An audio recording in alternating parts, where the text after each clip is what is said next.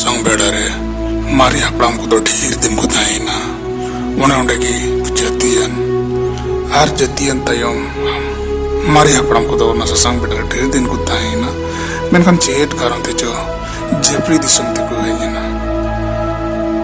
onde tahan te ar ho chet iye te jo onde bako tahan darida onate bir te ko hejugana itin usul puru ko diyo kena daran te ko lorau cabaina param hor gi baku nyam da baku nyam daria te kum men keda noa buru ren bonga doragi hore esena kada dila bun mana naya jahan likate hore ada abun ma khan gi ku go adia bangma marang buru hore mara alekhan disom nyam katele bonga wa ina mi kali khan gi seta juga param hor ko nyam bot kena bangkhan hor nyam te ber do di chane yer bantai kena ona param hor do sinduar ko metana onate noa siring mena japri disom kona indo sinduar bahi indo disom hor ko nondonga kana adu ko paramo kana 3 din chong Adibgahi duar kon uduk kate aire disom te ko seterena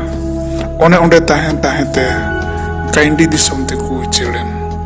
kaindi disom re dhir din ko tahena menkhan onde hoche diye te jo baku tahen dariyada ado chai duar tigi hor ko do chai disom ko bolaina one onde hor do bir gajar ko khatra kida har atu dehut ko benaw kida un oktere chai disom jalak tegi ar miten iai nei disom re ku berelena chai disom do asei sona rupa hira chandi ar imantia dorokte kisar disom tahe kana jahan ki jom nyu bang ko khato badhok kan tahe kante sanam hor ko ontor gi jharna da leka ridim sapa tahe kan takua akua somaj ari jali likate jaugi marang thakur jiw ko arji ai kan tahe kana niyom re riti re riwaj re dhorom korom re adi jakor ko tahe kana akuren agil hapram ko ari jali leg achar persi ar dhorom korom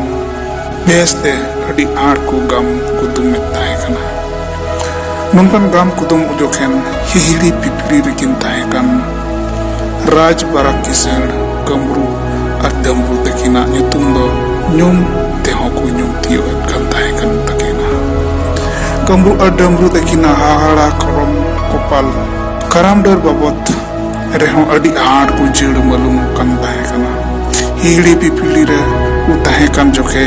Kambru ar damru takina jet bhlei kami kudo gam kudum tigi pusto kan tahe kana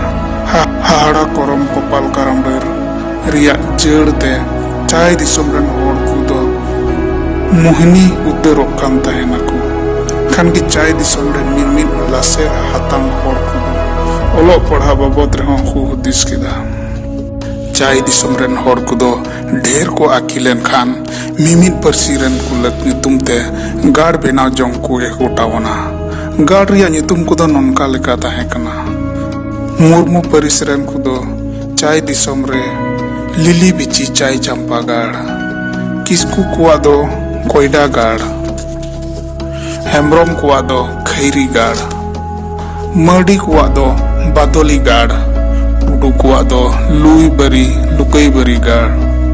soren kuwa do chai bahir gar hasda kuwa do kutampuri gar baski kuwa do horpaloyan gar besra kuwa do besorom gar Chone kuwa do gongke kode gar pauria kuwa do bama gar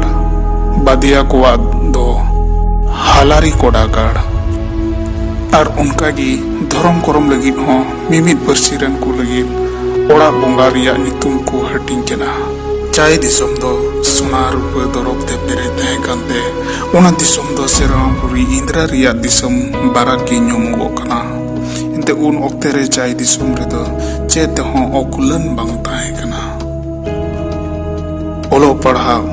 Akil विद्या अरिचली ले गजर सावहेत को रिया पोरचर समाज रे चेत image गी बांग ताहे कना चाहे दिसोम रेगी संताल होपन को समाज व्यवस्था रे अरि को बंधाव कना और ओने चाहे दिसोम रेन होड़ होपन को अडी सुलूक मिले मिसी को ताहे कंते समाज अरि को मौजते को चलाव बनाव के ताहे कना समाज व्यवस्था को नोंडे गी बंधावेना जेलेका मंझी पारानिक जोग मंझी जोग पारानिक गोडित नायकी कुडम नायकी और परगाना व्यवस्था को बेनाव बहाल केदा मंझी परगाना को बेनाव केद खान समाज चला बेनाव रे उनको तो आरहों अडी आट रावाल को बिछाव केदा और ओनालिका नुआ समाज रिया चलाव बना व्यवस्था तो अडी मौजते चलाव इदी कान ताहे कना।